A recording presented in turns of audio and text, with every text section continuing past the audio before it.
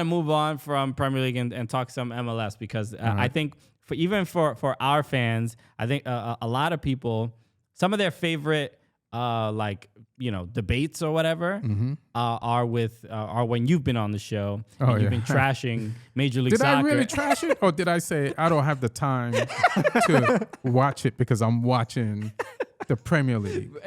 I mean, you said a little bit more than that. You talk about, I think you made a joke about like you wouldn't watch high school soccer or something like that. All right. Just as an example, because I don't have the time. I don't have the time. Listen, there's been several women leagues in this country that failed because people didn't have the time to watch them. Their time was taken up with something else. So I watched the World Cup and the Olympics. Yeah. The other day they had a tournament on to help prepare the women for the World Cup. It's like, why am I watching that?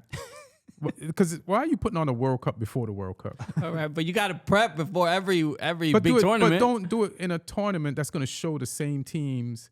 I think you're the She Believes Cup, which is the one that's going on. It kind of takes the sting out of the World Cup in 2 months. Or whenever it is going to be. I mean, I disagree in that because especially the coaches need to figure out their lineups. They have friendlies? Like, why you had a whole tournament? Maybe it's just to make a little bit of money as well. Yeah, I don't know. But they actually said this is going to be the women's last game. Maybe there's a few friendlies, but this is their last actual game before like competitive game. Yeah. But all the teams that's going to be in the World Cup seem to be in this.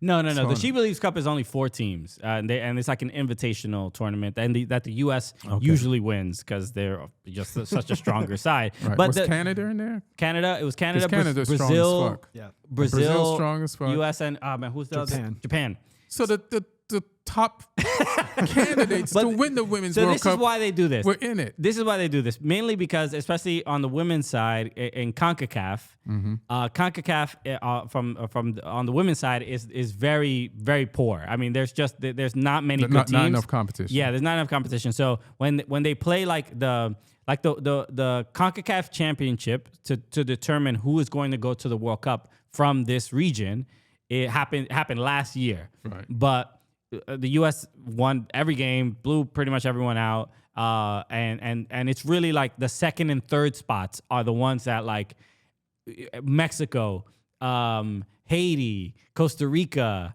Jamaica. Those they're dying to get those spots. But they weren't in this thing. They weren't in this thing because they would get completely destroyed by the other competition. CONCACAF is just not. It can't compete, especially with Europe. Right. I mean, and it's relative. Like I would say, Costa Rica is probably a little bit higher. Maybe Jamaica, but overall, it's in this region. It's the U.S. and they're just incredibly dominant and really the only ones that can compete with those other teams that were in the She Believes Cup. But. Right. I want to talk specifically about the MLS. MLS because beautiful MLS. A couple years ago, my league.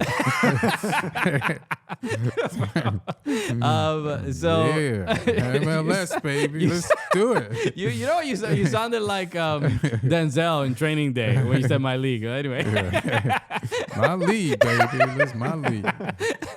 So. A couple years ago, the first time you were on this show might have been 2017 or 18 or something like that.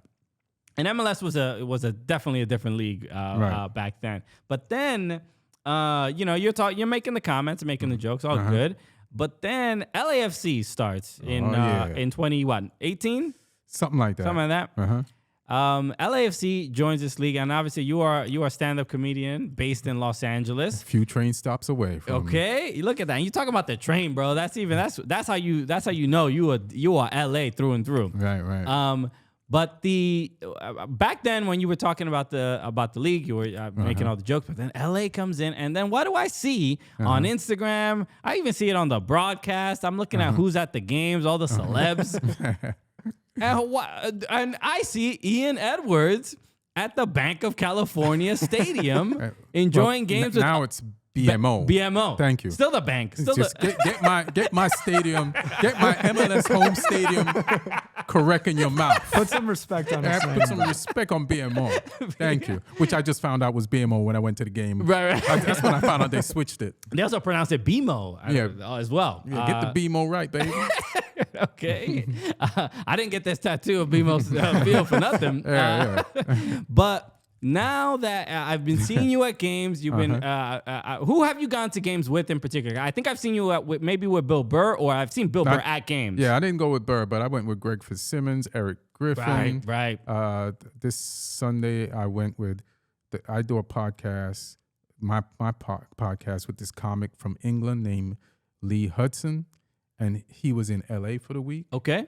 So we went to a game because he wanted to go to LAFC games, and I hit up my man Seth, VP of Communication at LAFC. I love it. And he hooked it up, and we went to the game, man, and we saw my team. Great game, 3-2, exciting game, a lot of goals. Should have been 4-0 at one point. They took away a goal. They took away a goal, but did you ever find out why they took away that goal? Because live, there's no announcer. So there was they said that there was a foul on that Murillo fouled Chara while the ball was in the air. Chara was never going to get that ball. There was contact, but not enough, in my opinion, to call a foul. So they took it away. Also, the goal that Chiellini scored probably shouldn't have counted because it was offside. Calvin Acosta was offside when in the build-up before he sent that ball in. So Ilya had passed it sort of back to him because Calvin had taken the original. Why did they draw lines on that? They don't do lines, which I like. I like that MLS doesn't do the lines because I think I feel like at some point it's gonna happen. Yeah, it's gonna happen. As soon as way more money is involved in depending on where you finish on the table or whatever. Chelsea wins. Graham Potter, 2 wins in a row. Come on, 3 goals. Chelsea. Yeah, like it's going to be one of the easiest press conferences he's had in a minute.